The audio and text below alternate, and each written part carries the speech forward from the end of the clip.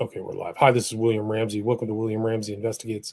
On today's show, I have a very special guest. His name is Max Good, and he's just released an excellent documentary, which I watched in its entirety. Title of the documentary, which you can find on Amazon Prime, is The Assassination and Mrs. Paine. And I didn't know this aspect of the JFK. We were talking in the pre-show about some of the other interviewers who are much more expert than I am about the JFK situation, but I saw this coming out and I followed it and was very fortunate to watch it. It goes into detail, kind of like a side story that of this person who was involved at the JFK assassination and where Marina and Lee Harvey Oswald lived in Irving, Texas, leading up to the assassination. But what I'd like to do before I get started talking with Max is to run the trailer. So I'm going to pull the trailer up right here and see if I can get it to run. Let me turn off my audio.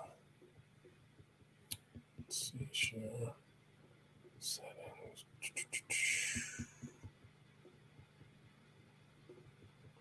All right.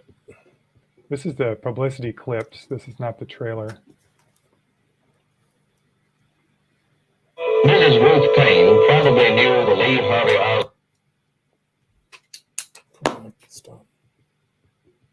family. Mrs. Ruth Paine probably knew the Lee Harvey Oswald family better than anybody living today.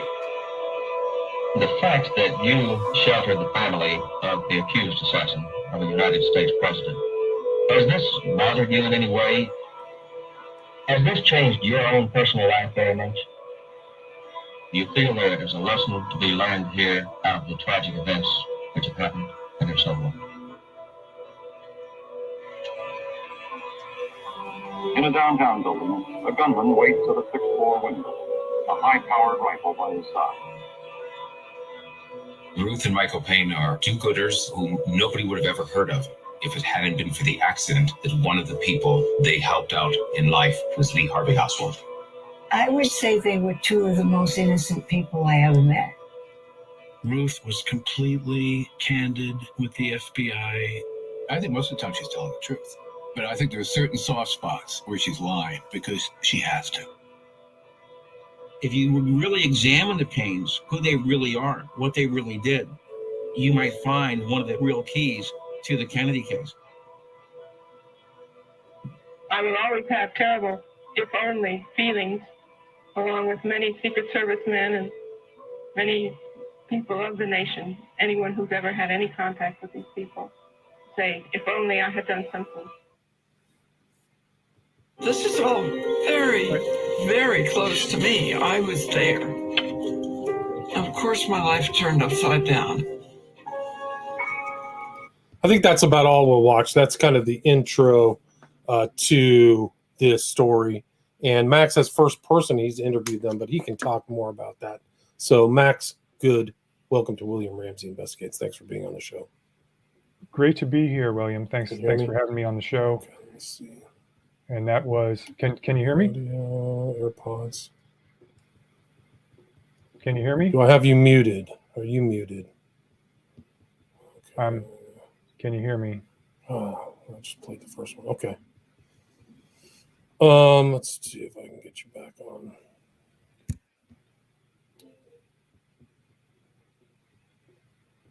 Check 1, 2. Hello, I'm talking. Perfect.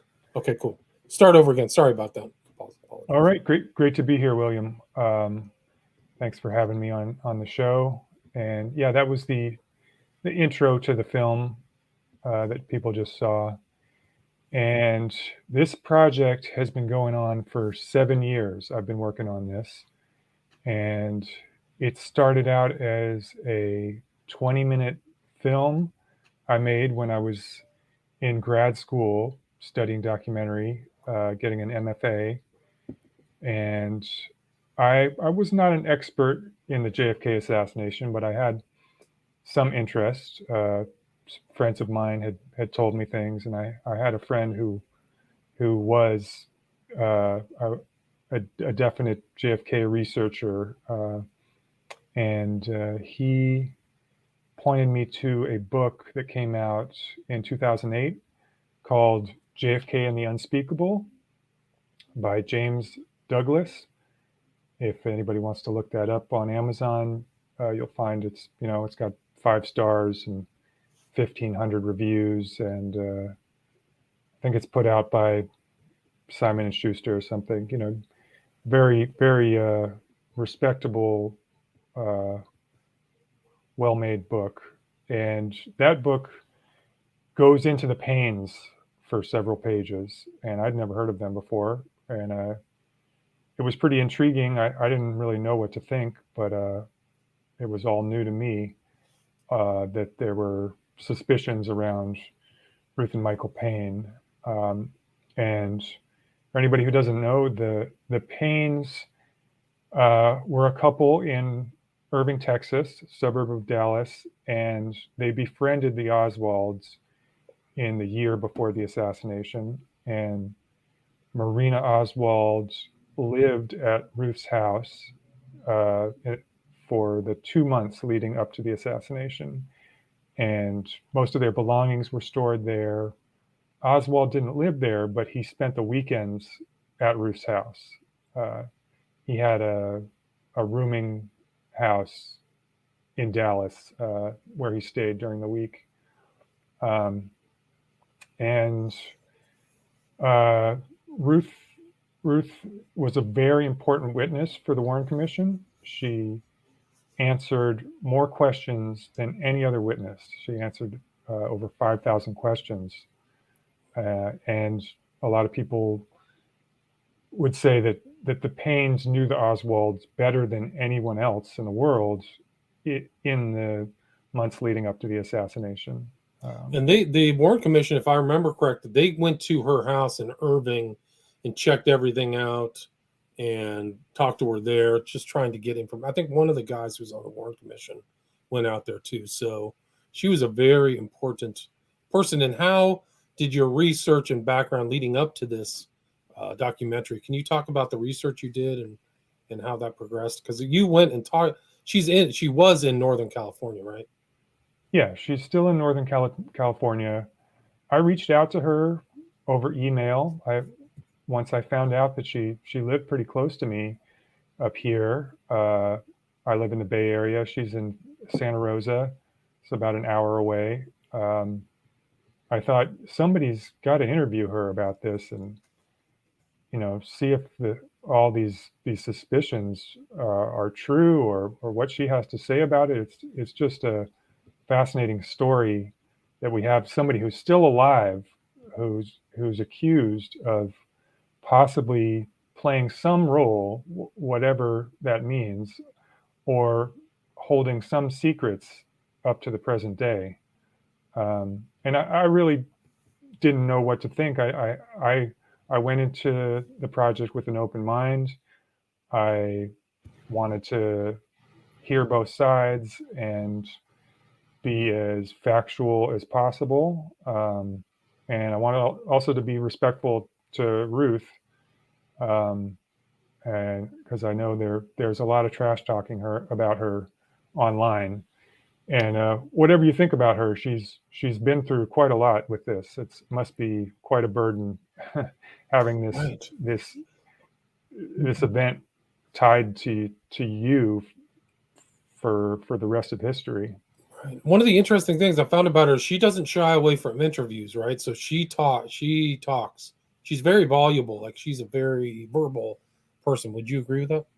Yeah, and I didn't know that going in, but I found out pretty quickly that she's been interviewed many, many times, usually around every 10 years, for the 20th anniversary, 30th, 40th, 50th, they would interview her, or any big production about the assassination.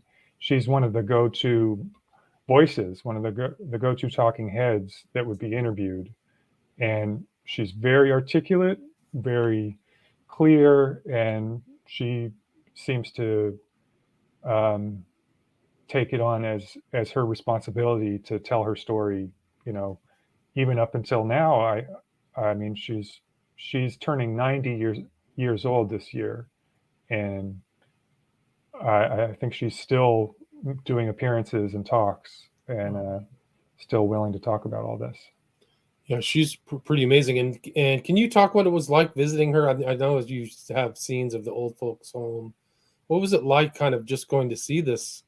She's kind of like a living legend in an odd way. So, can you talk about what it was like interviewing her? And her husband was, I think he passed away in 2018, if I remember correctly. Yeah, the first time I went to visit her up there at the retirement home where she lives, um, I was really surprised to find that her former husband, Michael Paine, who's also part of the story, he was living at the same retirement home. He had just moved in, and I think he was starting to experience some dementia or loss of memory, but he was still pretty coherent when I talked to him, and I got to interview him once.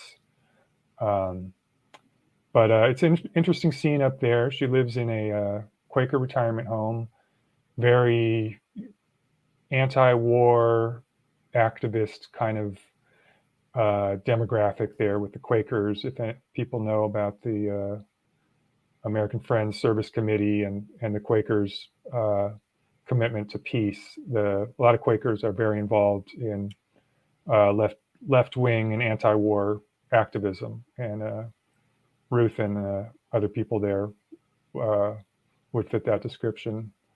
Yeah, it was very, very wholesome, sweet scene there, and kind of in some ways contradicts what you might see about her being this possible CIA agent, or some people think it's just a cover, or some people speculate she's still doing some sort of espionage work on the old retired activists up there. Wow. Who knows? And that's the whole thing. So she, like, politically is on the left. So she's anti-war. She's educated too, right? She went to Antioch College, and she writes and talks very well. Like, I was impressed. Like, even she's sharp. I think she's sharp. She's extremely sharp, and even at her age, she remembers everything perfectly. You almost never hear her stumble while she's talking. And she went to college, and later on in life, she got a master's degree in child psychology, and she worked in schools as a counselor, and I think she was a principal of a school at some point. So yeah, she's a very intelligent woman, and I told her from the beginning that I wanted to explore these accusations around her and give her a chance to respond to it all. And I think the film does that, and people can make up their own minds what they think is true. And you had some notable researchers, different types of people. Like, I read through this book trying to get a grip on this whole situation. This book is called Mrs. Paine's Garage. You had Thomas Mallon, Jim DiEugenio, Bill Simpich, if I remember his name off the top of my head.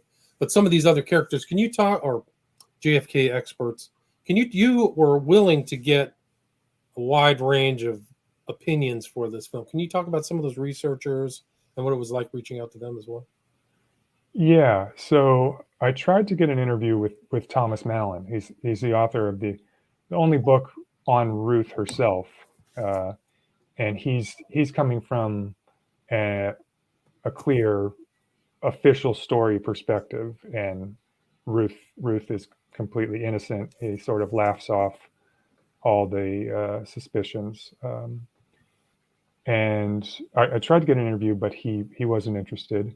But I interviewed many of the top researchers: Jim DiEugenio, Gary Aguilar, Bill Simpich, Martin Schatz, Vince Salandria.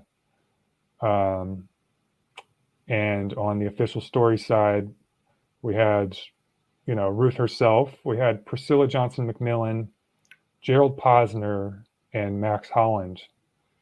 And these are all names that'll be familiar to people who have read about the case. And so, yeah, it's the film is kind of a unique window on the assassination through the story of Ruth Paine, and the questions of whether she could have been involved, she could hold some secrets, who knows? And the people who say she's completely innocent, of course, are generally on the official story side of things, and those who think she could be holding some secrets are the more conspiratorial minded. She kind of, it's an odd kind of she has an interesting background. Her and her husband are really kind of East New England Brahmins, blue bloods, their heritage. You go into that in the movie. Can you talk about their background and their relationship? Because it was off and on too, right? Can you talk about that? Yeah. At the time around the assassination, Ruth and her husband Michael were actually separated, so Michael wasn't living at the house. And very small house they lived in a working class suburb of Irving, Texas. It's a museum now, and you can visit it. They put everything back in the period style and furniture. I recommend it if anybody's in the Dallas area to check it out. Yeah, Michael Paine, curiously, he is a member of the Forbes family from Massachusetts. His mother was also named Ruth Forbes.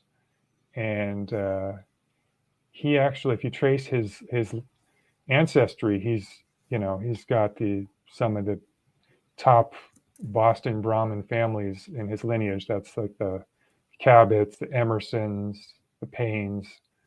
They trace their ancestry back to somebody who signed this Declaration of Independence. And Michael's father is actually, Michael's great grandfather is Ralph Waldo Emerson, a famous writer, philosopher in American history. So yeah, they're curious people. Ruth also comes from a pretty well-to-do, established family. Her parents met at Stanford. Her dad was a insurance executive and also worked for USAID, which is the Agency for International Development, which is well known to be a cover for CIA agents. Like Intel, Global International Intel. How did Ruth Paine get to Irving? I don't. I know how Oswald got there, but I don't know how she ended up there. Yeah. Well, they moved to Irving so that Michael could take a job at Bell Helicopter.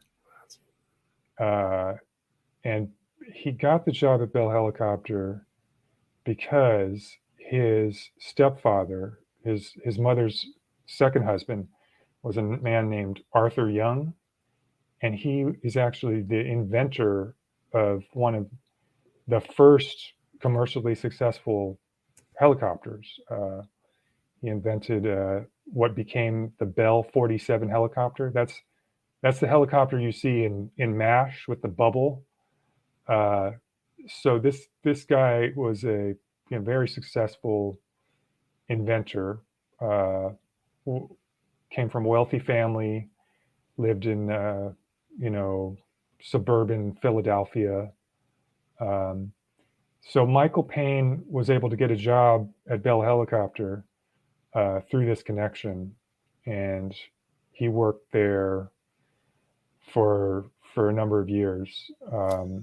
And he actually had did have a security clearance at this helicopter company, which was a major military contractor. They also produced the UH-1 Huey helicopter, famous in the Vietnam War. Like that was the main helicopters were used in Vietnam, came out of Bell, if my memory serves me correct. So huge amounts of money.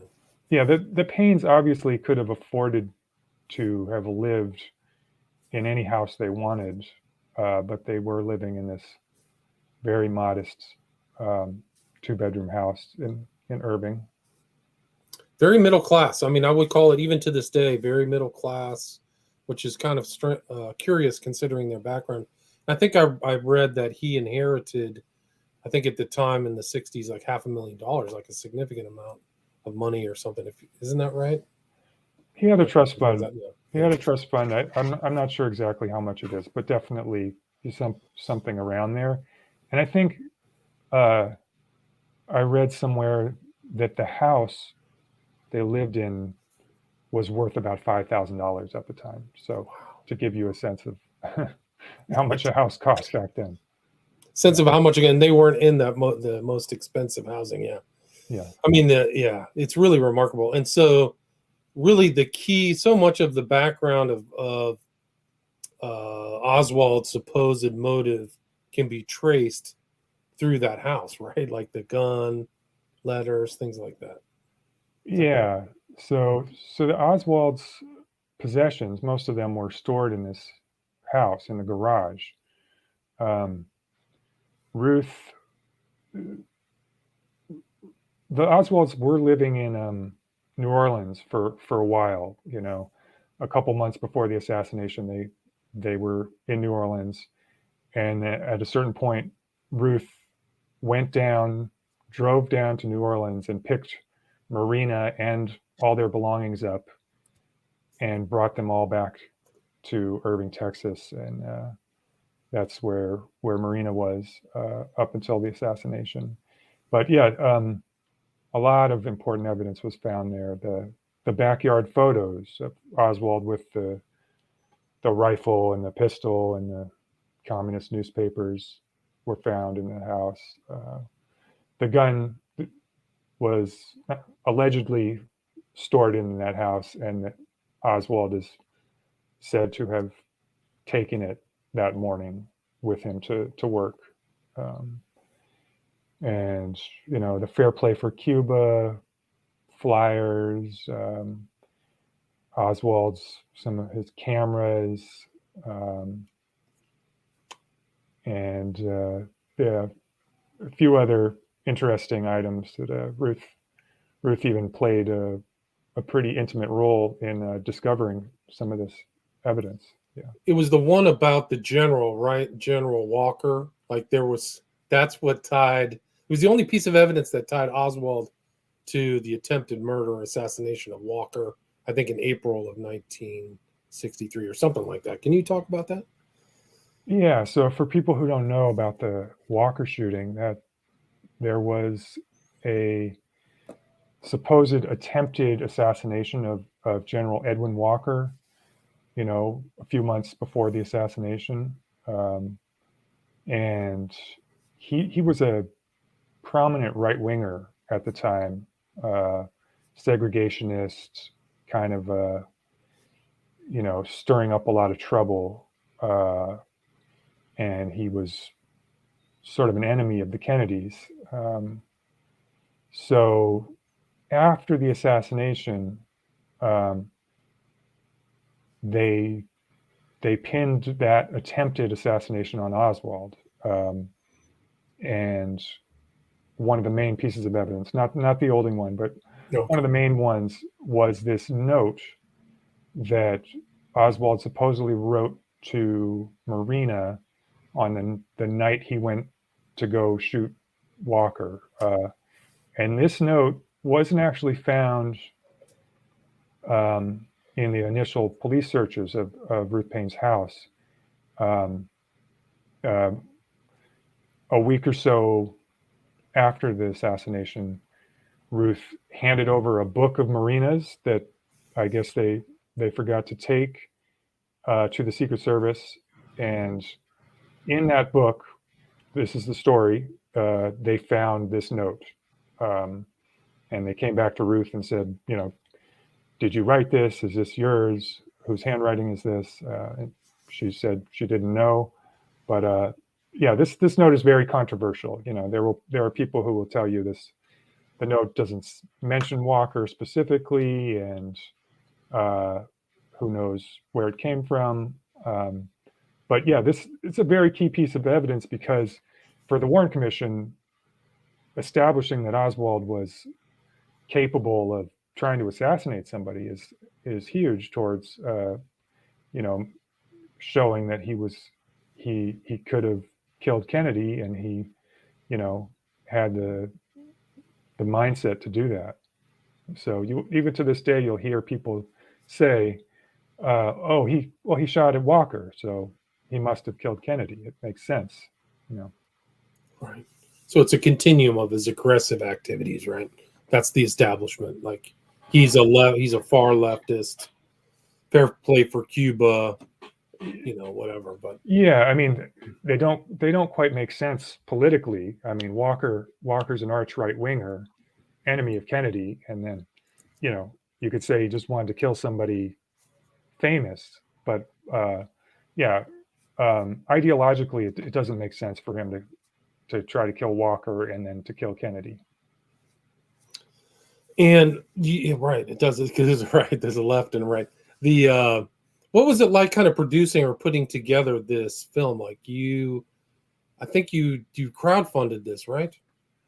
Yeah. So I made the 20-minute film back in 2015, and I knew right away that this needed to be a feature length. There was just too much to the story to tell in 20 minutes. So I continued doing more interviews, and I did a Kickstarter campaign in 2017,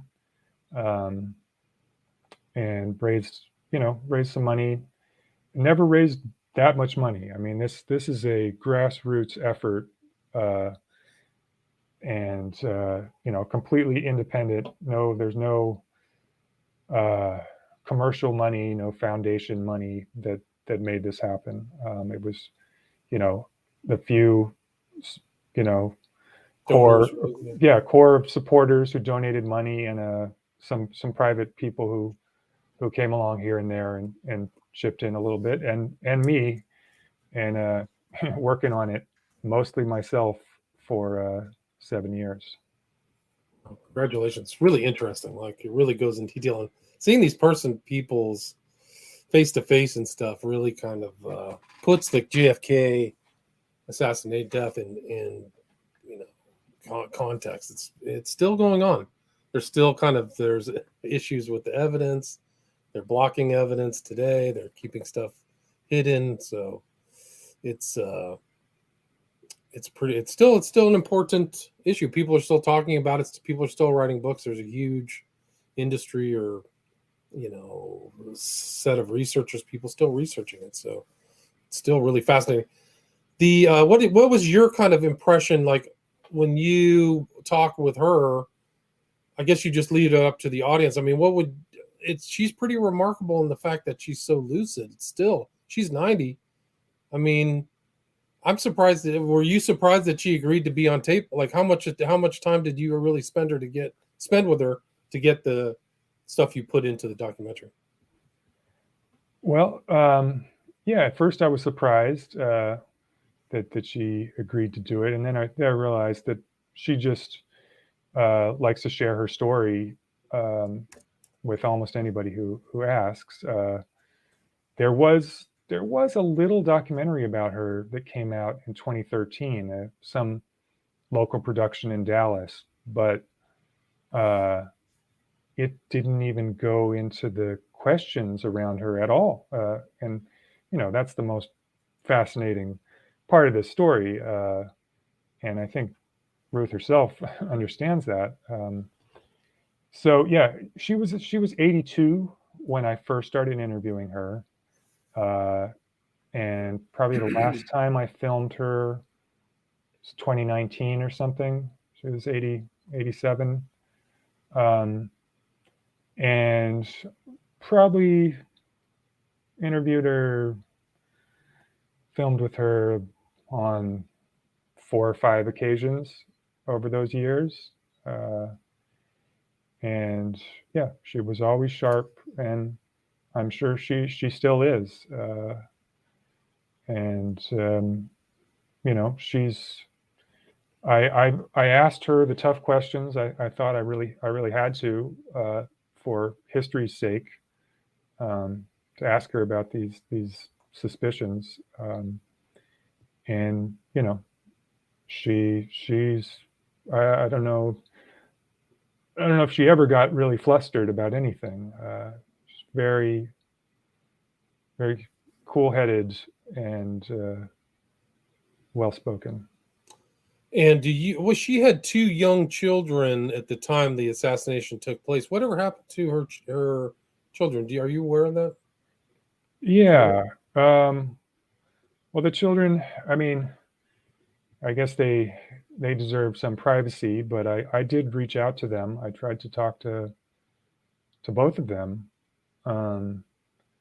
and so I spoke to her daughter on the phone, and she kind of laughed off all the suspicions about Ruth and the whole conspiracy idea. But yeah, they're interesting. They're around. Yeah, they support their mom. You think? Yes, definitely. There's a story floating around online about her daughter having some falling out with Ruth over this, but I don't know. I tried to verify that with the daughter, and she said it wasn't true. And what happened with the relationship between her and Marina? I found it very unnerving that she just happened to know Russian too. Like Paine was studying Russian, Marina shows up, they're talking Russian, and what happened with them in the end? I mean, Marina Oswald's opinion kind of changed, right? Yeah. So, one of the reasons that Ruth gave for wanting to befriend Marina Oswald and invite her to live in her house was that she wanted to learn Russian, or practice her Russian. She began studying Russian in the 50s. And so she already was able to speak with the Oswalds in Russian. Yeah, some people find that suspicious. Who knows? But yeah, Ruth was a Russian speaker, and she says that she wanted to learn Russian so she could help ease tensions and have dialogue with the Soviet Union during the Cold War as a Quaker. And there were some issues I think you talk about some of these people who said that she was involved in some of these left-wing movements, but they were suspicious of her outside of the JFK assassination, right? Yeah. So later on in the late 80s, early 90s, Ruth was involved with some activism with the Quakers in Nicaragua, and that was during the time of the Sandinista revolution and the Iran-Contra affair. And the story that I've heard is that some of these people who were involved down there, they're very cautious about CIA infiltration of their activities, because they were supporting the poor people down there who were aligned with the Sandinistas, and the CIA's down there supporting the Contras and trying to overthrow this populist revolution. So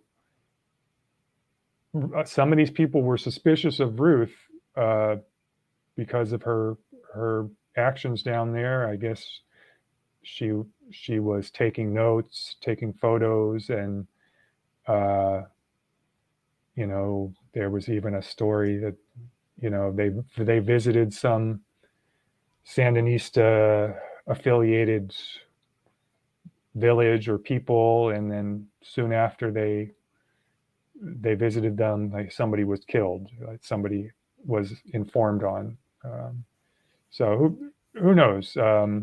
There's those are suspicions that Ruth was some sort of CIA asset for a very long time. That people suspect she could have started as a CIA asset as far back as the late 50s, when she was doing this work with the Quakers. She was part of a pen pal program. It was called the East-West Contacts Committee, and they were writing letters back and forth between young Soviets and Americans, and they even brought some Soviet students over to the U.S. to visit. And some people suspect that a program like that might have been monitored or somehow affiliated with the CIA or some sort of intelligence operation. Right. There's just so much suspicions around her. It's really something else. John B. asks, this is for you, Max, as a psychologist, did Paine have contact with Jolly West? I don't know if you're familiar with who Jolly West is. He was the psychologist for Jack Ruby, who popped into that trial. Have you ever heard of any contacts between her and Jolly West? No, I haven't. I don't think Ruth acted in any official capacity as a psychologist during the JFK case. She did act as Marina's interpreter during some important interviews, and even when the police first came to the house, Ruth was acting as Marina's interpreter. Right, and you go into detail. There's a lot of interviews. There's a lot of first-person stuff. So you've done the legwork of going to interview her, seeing her at the retirement home, and really a great job. And I learned a lot just watching the documentary. Max, is there anything you'd like to add or anything I missed? I mean, can you talk about what else people can expect to see in the documentary, and where can they watch it? Yeah, the documentary is packed full of information, and a lot of these questions I go into detail, and you'll find out more about Ruth Paine's family and some of their intelligence connections. Yeah, I think everybody should watch the film. I tried not to be heavy-handed in any way, and I really want the audience to go through a process of critical thinking and deciding where they think the truth lies. I don't want to hit people over the head or be too biased in any way. So I try to be as factual as I could. Yeah, I think a lot of people are recognizing that. I'm getting a lot of great feedback. I think this movie, it's meant to also reach younger audiences. I thought this sort of true crime angle of the questions around Ruth Paine might appeal to people who might normally not be interested in a JFK assassination documentary. Did you ever hear the rumor that she was the one who picked up Oswald from the book depository because her car matched the description? I have heard that. Have you ever heard that? Okay. So there was a report that some witness saw Oswald get into a station wagon, and one of the police officers brought that up to Oswald, and he said something like, "This is all, this is the report. Who knows what really happened?" But Oswald said, "That's Ruth Paine's car. Leave her out of this," or something. I don't know. That's all speculation. Who knows what happened? But yeah, there are tons of of little details that Ruth is involved with, and you know, if you're curious, there a lot of it's in the film, and there's even more stuff that I couldn't fit in the film. So yeah, she's a fascinating window on the assassination. I think everybody should know her story. I agree. Great job on the film. Where's the best place for people to watch it? Well, you can watch it on iTunes, Amazon, Vimeo, Google Play, whatever you want to use is fine. And you can check out our website, jfkpaine.com, which you can see on YouTube right now if you're watching on YouTube. Yeah, and I post a lot on Twitter. We have a Facebook group, and I'm always happy to answer questions. And great. Yeah. So people can contact you through that website too, right? jfkpaine.com, right? Max Good? Yes, that's right. So it's Max Good at Twitter, jfk.com. You can see, if you're watching on YouTube, you can see the links to take wherever choice you want to watch the film: Apple iTunes, Amazon Prime, Google Play, Vimeo on demand. And is there anything else you'd like to add before we wrap up the discussion? I think that's it. Any other questions, anybody? No?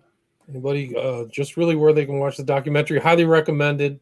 I watched it in its entirety. Really fascinating, and gives another angle, another facet into the JFK situation. So again, the title of the film is The Assassination and Miss Paine, and the director and producer is Max Good. So Max Good, thank you so much for your time. Congratulations on the completion of your project.